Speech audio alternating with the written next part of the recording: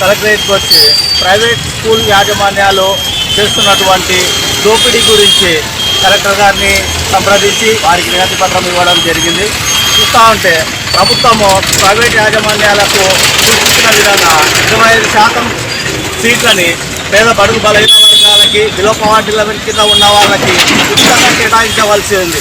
అయితే కూడా ప్రైవేట్ యాజమాన్యాలు ఎవరికి కూడా ఉచితమైన సీట్లు అలాట్ చేయకుండా ప్రభుత్వం నిర్ణయించినటువంటి ఆ ఫీజు రేట్లని ఎక్కడ కూడా వాళ్ళ స్కూల్ దగ్గర డిస్ప్లే బోర్డులు ఏర్పరచకుండా వాళ్ళకి ఇష్టం వచ్చినటువంటి రీతిలో ఆ ప్రైవేట్ స్కూల్స్లో వాళ్ళకి విద్యార్థులకు సీట్లని అమ్ముకోవడం అనేది జరుగుతూ ఉంది. అంతేకాకుండా స్కూల్ యాజమాన్యాలు దాన్ని వ్యాపార సంస్థలుగా మార్చి అక్కడే మా స్కూల్లోనే యూనిఫామ్ కొనాలి, షూస్ కొనాలి, టై కొనాలి, బెల్ట్ కొనాలి అనే విధంగా వ్యాపార ధోరణిలో బుక్స్ ఇక్కడే కొనాలి అనే విధంగా ఆంక్షలు పెట్టి తల్లిదండ్రులనైతేమి విద్యార్థులనైతేమి వేధిస్తూ ఉన్నారు.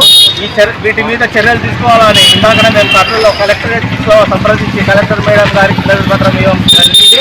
అదేవిధంగా జిల్లాలో చూస్తే రైతాంగానికి సరఫరా చేస్తున్నటువంటి యూరియా విషయంలో కూడా పెద్ద ఎత్తున దోపిడీ అక్రమాలు జరుగుతూ ఉన్నాయి. ఆ యూరియాని కూడా వాళ్ళు స్టాక్ని హోల్డ్ చేసి రైతులకు ఇవ్వాల్సినటువంటి స్టాక్ని ఇవ్వకుండా వారు ఆ యూరియాతో పాటు వారి దగ్గర ఏవైతే అదనంగా ఉన్నాయో ఆ ఎరువులను కొన్నప్పుడు మాత్రమే, ఆ మందులను కొన్నప్పుడు మాత్రమే మేము యూరియాని సప్లై చేస్తామని చెప్తా ఉన్నారు.